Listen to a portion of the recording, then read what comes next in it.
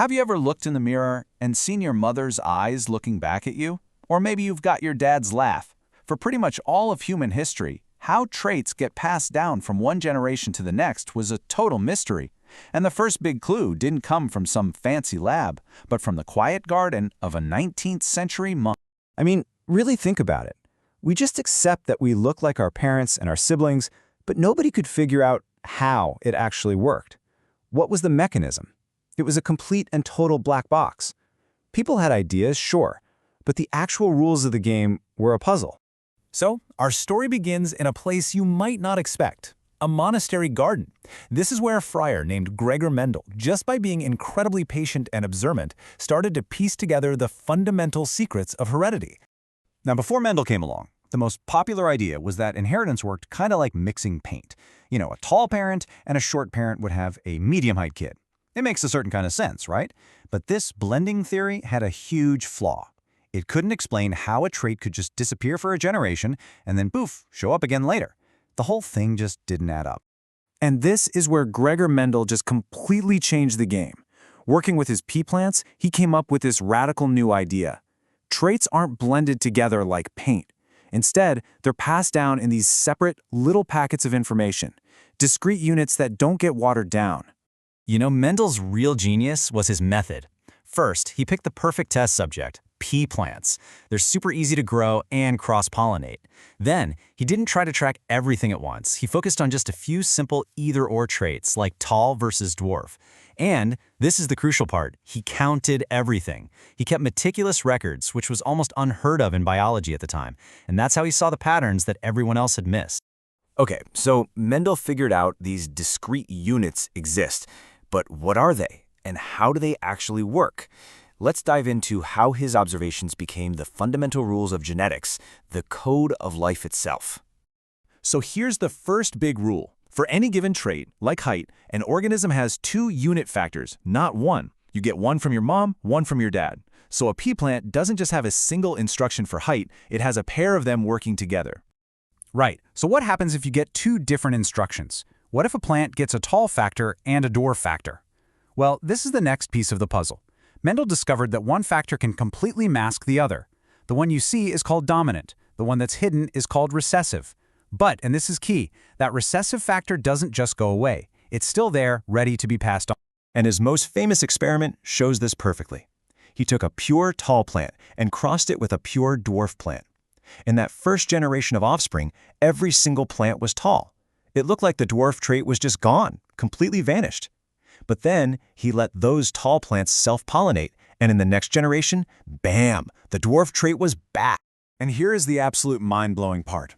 It wasn't random. For every one dwarf plant that reappeared, there were 3 tall ones, a perfect, predictable 3-to-1 ratio, time and time again. This was the smoking gun.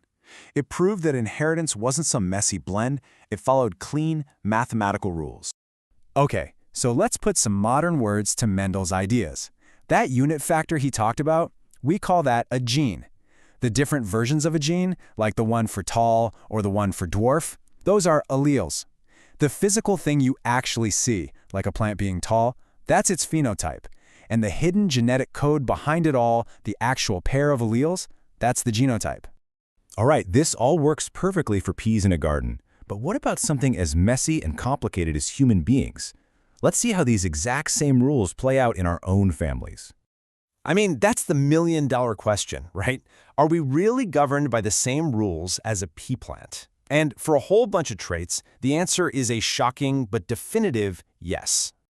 Obviously, we can't run experiments on people, so geneticists use this tool instead, a pedigree. It's basically just a fancy family tree that tracks a trait through generations. It's pretty simple. Squares are males, circles are females, and if the shape is filled in, it means that person has the trait we're studying.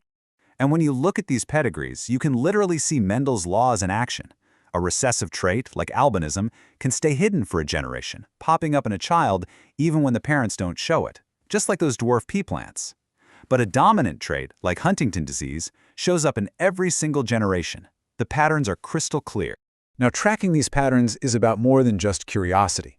This whole system is incredibly reliable, but it's not perfect. Sometimes mistakes happen in the genetic code. And when they do, the consequences can be incredibly serious. When you get right down to it, cancer is a disease of the genes.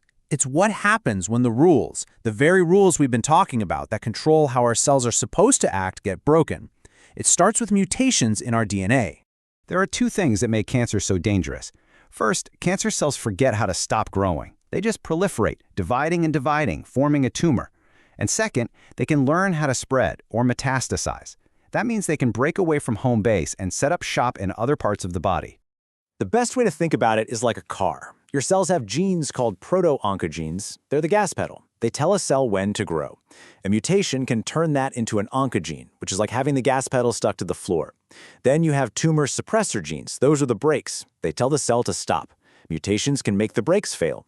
And cancer is what happens when you have a stuck gas pedal and no brakes. One of the most important brake genes is called p53. People call it the guardian of the genome. When p53 senses that a cell's DNA is damaged, it slams on the brakes. It pauses everything to give the cell a chance to fix the problem. And if the damage is just too bad to be repaired, p53 makes the ultimate call. It triggers something called apoptosis, programmed cell death, basically telling the cell to self-destruct before it can cause any harm. So, we've gone from a monk in a garden to the rules of heredity to the very molecular heart of cancer.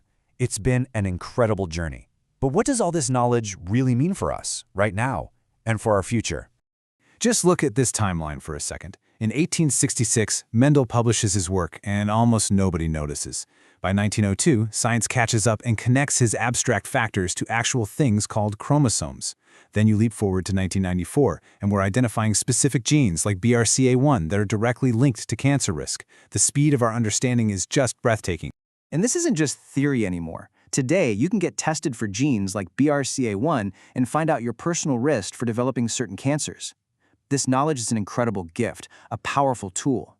But it's also a double-edged sword because it forces people to make some really difficult choices about their health and their future. Which brings us right here to the big question. For the first time in history, our own genetic code is becoming an open book. The scientific mystery that started with pea plants is pretty much solved. The new mystery, the one we all have to face, is an ethical one. Now that we can read the book of life, how are we going to write the next chapter?